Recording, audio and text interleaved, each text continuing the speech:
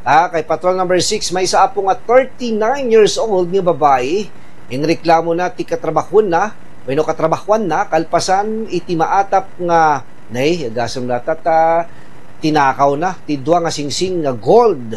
Nga daytoy ket agbalor iti 46,000 pesos. Kanayunan nga detalye para iti police report. Patrol number 6, Bombo Novi Organo, i-bombo mo. Buena Bombo Jordana, naireklamo kita lupulo kat siyam anyos sa babae. Tubo ti Taguig City kat agdama a residente ti syudad ti Baguio. Kalpasan na tinakawan na ti katrabahuan natin may sa Abiltina sa Joyla Candula Street, Kagitingan, Baguio City. Ibiktima, bueno complainant kat talupulo anyos, bueno talupulo kat 5 anyos sa babae. May isa, away tres kan residente ti syudad ti Baguio. Iti initial ng investigasyon ti Baguio City Police Office Station 7, in parabot ti biktima ti dua a balitok, asingsing na wino gold, asingsing iti durabox, nga adda ti second floor iti establishmento. Kalpasan nga inikat na ti singsing, ngayon parabot iti durabox ti biktima, wino ti biktima, ket nagpulbos kan nagpabaglo.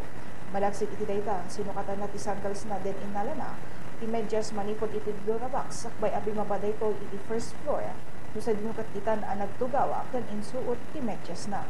Sumagma na minutos din na palabas, ditan ang na-realize di biktima, ang nabati na singsing na iti may kadwa akad sa arana, ngam nupay kasta, hindi nakadteng daytoy iti second floor, kat dita ang nadiskubre na ang mapagpukaw daytoy na, pinadas na abinirok pa daytoy, ang saan na ang masapula na, singsing kat may isa nga 18 karat gold, nagbanor iti 24,000 pesos, ken may isa at 22 karat gold, nga dan iti presyo at 22,000 pesos.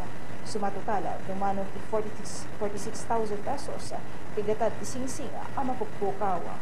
Ikabigatan, impakada ti biktima a review na ti CCTV footage, manipod iti employer na, ket bayat nga iti panagbuya na, dita anaduktalan at ikatrabahuan na laang agtawtawag iti 39 years old, ang babae iti masiday ti durabox anay kabilang ti biktima, tinaso asingsino. Despite ti manong attempts ti biktima, anang katungtong iti suspek, amang subli iti singsingnom saan daytoy, anakiki-cooperate.